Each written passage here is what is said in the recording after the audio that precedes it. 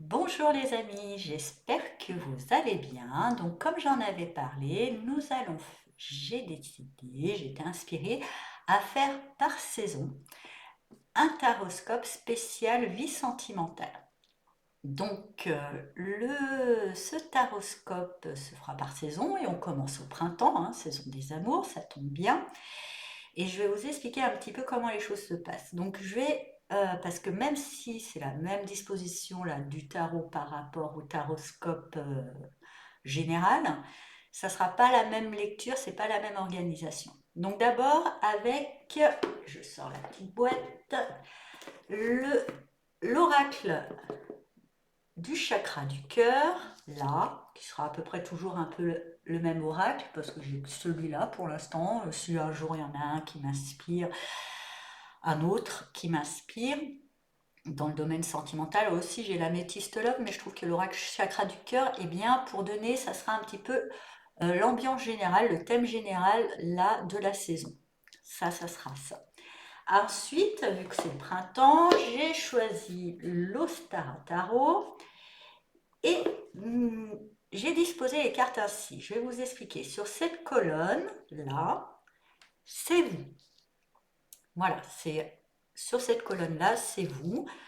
Sur cette colonne, la dernière, celle-là, ça, c'est la personne qui fait partie de votre vie ou celle que vous avez dans le cœur. Pour les personnes célibataires, c'est peut-être plus le contexte extérieur. On va dire qu'est-ce qui se passe dans le contexte extérieur. Et dans la colonne du milieu, on a la relation, voilà, la relation entre moi et l'autre, ou la relation entre moi célibataire, qu'est-ce que ça donne aussi comme situation, qu'est-ce que ça va donner comme situation entre moi célibataire et le contexte qui se trouve en face de moi, qu'est-ce que ça peut donner. Comme on est par saison et que les saisons font 3 mois, cette première ligne, ça sera un peu le premier mois, le deuxième mois et le troisième mois. Bien sûr, comme à chaque fois, ce taroscope ne parlera pas à tout le monde. Prenez que ce qui résonne en vous et laissez le reste de côté. Vous pouvez aussi consulter le taroscope de votre signe ascendant et lunaire pour avoir d'autres informations. Et comme on est dans le sentiment, vous pouvez aussi consulter le taroscope du signe dans lequel se trouve la planète Vénus dans votre thème astral.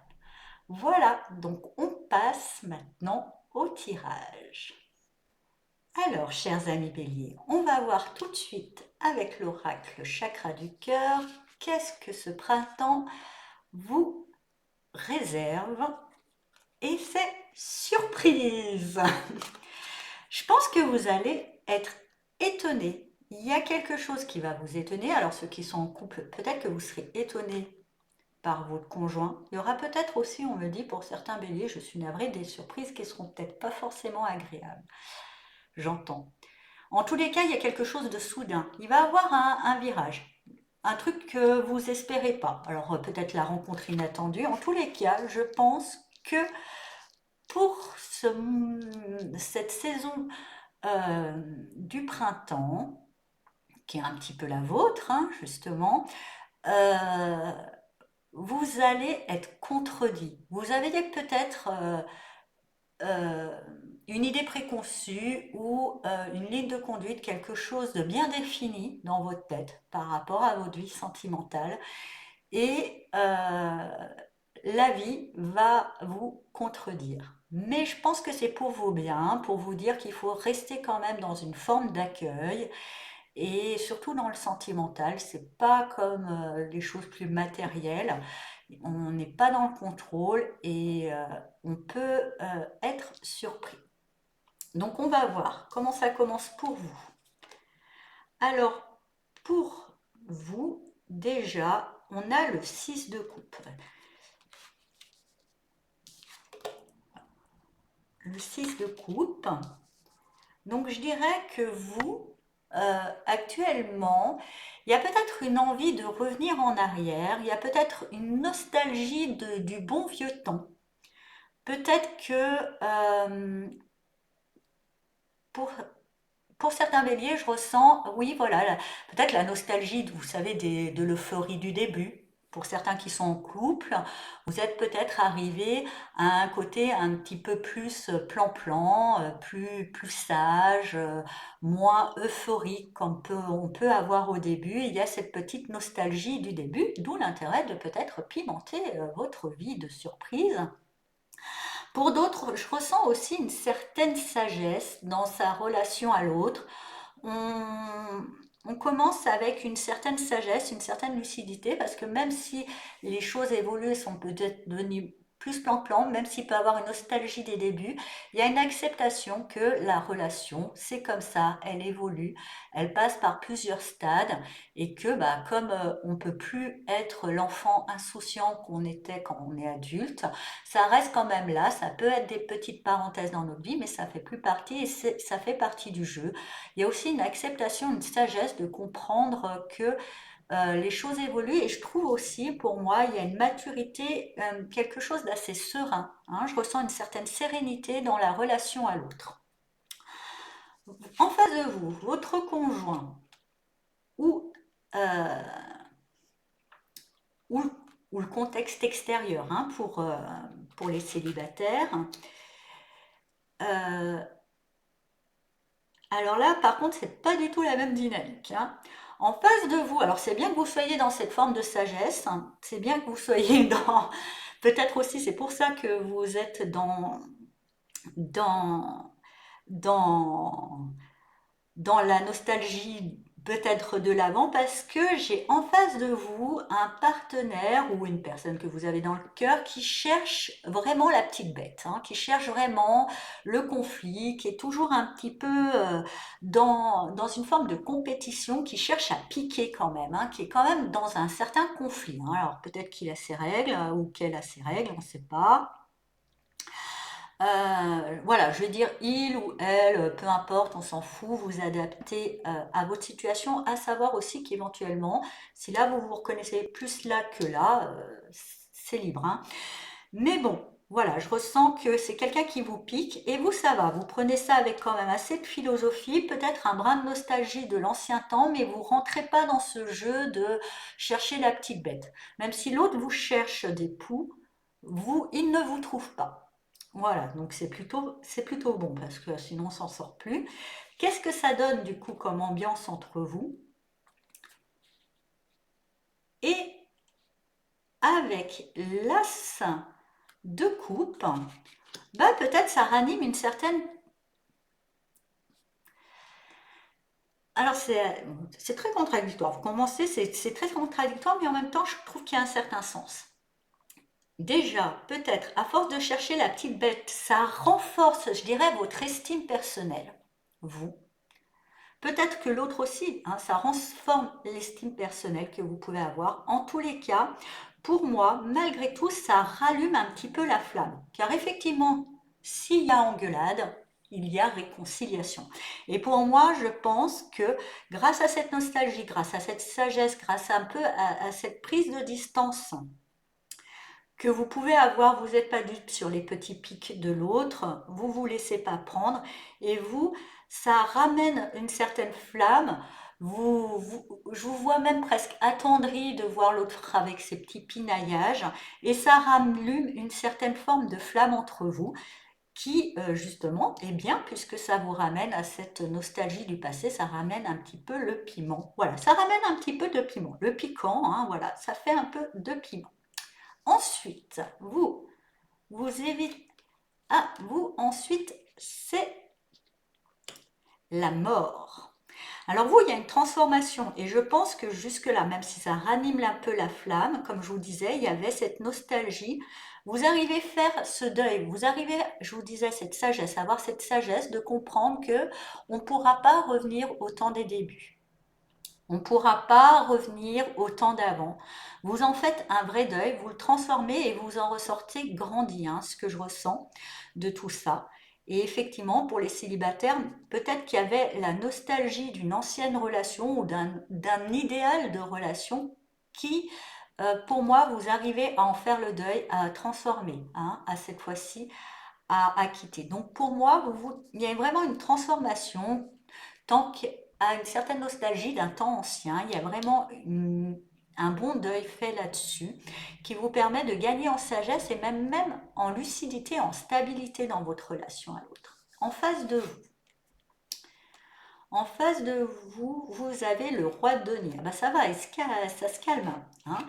Ça se calme. C'est quelqu'un qui, du coup, peut-être justement grâce à cette flamme qui s'est rallumée, grâce à la réconciliation sur l'oreiller, ou en tous les cas pour les célibataires, ça se calme aussi en face de vous. Il y a quelque chose plus dans profiter des bons moments, être dans le partage des choses simples, tout simplement un bon repas, être dans une certaine forme de générosité. Donc pour les personnes en couple ou qui ont quelqu'un dans le viseur, de transformer, de faire ce deuil de ce temps ancien vous permet de plus vous ancrer effectivement dans le moment présent, peut-être, et en face de vous, ça tombe bien, il y a quelqu'un qui vous propose de profiter des bonheurs simples de la vie et qui a surmonté, je dirais, tous ces petits côtés piquants, pinaillage, et qui a calmé un petit peu le jeu en revenant à quelque chose de plus simple et de plus généreux aussi, ce que j'entends. Ce qui fait dans la relation ou dans le contexte éventuel de rencontre pour les personnes, ce qui nous donne le 3 de coupe, ce qui permet plus de légèreté, de fun, de réjouissance, de rire, voilà, hein, de toute façon, ça c'est clair. Vous êtes plus oh, c'était mieux avant. La personne en face, elle est plus à vous chercher des poux, mais plus à dire on va profiter des moments de partage. Hop, forcément, c'est plus léger. Pour les célibataires, vous transformez sur un idéal ou sur une relation ancienne, vous faites le deuil. Du coup, vous réalisez qu'en face, il y a quand même une offre, il y a une belle abondance dans la simplicité des moments de partage. Il y a peut-être des envies de sortie. Et du coup, il y a plus de légèreté, il y a des moments de partage, de fun. On reste dans le léger, c'est pas non plus encore tout de suite la grande construction, hein. Ça, c'est pour la deuxième période. Et on finit avec vous en 10 de bâton. Et bien oui, justement, en gagnant cette sagesse, vous déposez un fardeau. Vous déposez un fardeau qui était lourd, hein, lié à un certain passé. Vous transformez, vous déposez ce fardeau, hein, ce qui vous rendra beaucoup plus léger. Et pour moi, vous gagnez vraiment, hein, ce que je disais, je l'avais senti quand j'avais eu cette mort, je voyais cette transformation, alors peut-être pas avec le 10 de bâton, mais je voyais que vous gagnez dans cette forme de sagesse, de savoir prendre ce qui vient, tout en étant lucide de ce qui vous appartient à vous et ce qui ne vous appartient pas. Donc là, pour les célibataires, hein, vous déposez, et du coup vous déposez un fardeau, peut-être de rancune, de regret, et vous avez aussi du coup peut-être bien analysé la situation en prenant votre part de responsabilité, en laissant à l'autre la sienne, et ce qui vous permettra d'avancer, je dirais, sur votre chemin de manière plus lucide et plus juste. En face de vous, la personne avec le magicien, il y a quelqu'un qui est vraiment, je dirais, dans un vrai potentiel, dans une vraie envie d'explorer. Euh, voilà, il y avait une belle générosité qui va se transformer en une curiosité d'aller explorer des nouvelles choses, explorer peut-être des nouvelles expériences, chaud, explorer peut-être des nouveaux endroits. Il y aura peut-être même, peut-être, je ressens pour certains béliers, un conjoint qui aura peut-être même envie de changer d'habitation. Ça ne parlera pas à tout le monde, mais là, je ressens une envie de déménagement. En tous les cas, il y a une envie d'aller sur des nouveaux terrains inconnus, d'une vraie curiosité, d'une vraie envie de découvrir d'autres choses. Et vous, justement, délesté de ce passé, vous serez plus à même d'accueillir votre conjoint euh, pour, euh, pour ces moments d'aventure. Pour les célibataires, en lâchant le passé, eh ben, vous allez vous rendre compte qu'en face de vous, il y a un monde rempli de possibles, hein. Il y a plein de possibilités. Vous étiez peut-être tellement focus sur un passé que vous n'avez pas vu qu'il y avait autant de poissons dans la mare. Il y a plein de clins d'œil et de petits appels de phare pour vous. Ça donne quoi? Alors, eh ben, ça donne le 4 de bâton. Eh ben, ça donne des belles réjouissances pour moi. Il y a même des festivités. Il y a même la possibilité de célébrer certaines choses. Pour certains béliers, il y a même la possibilité peut-être donc dans ces célébrations de se marier, hein, d'officialiser quelque chose, ça sera peut-être ça, cette envie d'explorer l'inconnu, ou de pendre une crémaillère, hein, vu que je vous avais dit qu'il y avait la possibilité de changement de logement pour certains béliers. En tous les cas, il y a des grands moments de célébration et de fête, de rassemblement, une envie de partager avec autrui cette joie de vous d'être délesté du fardeau, cette curiosité, cette envie d'explorer des nouveaux terrains.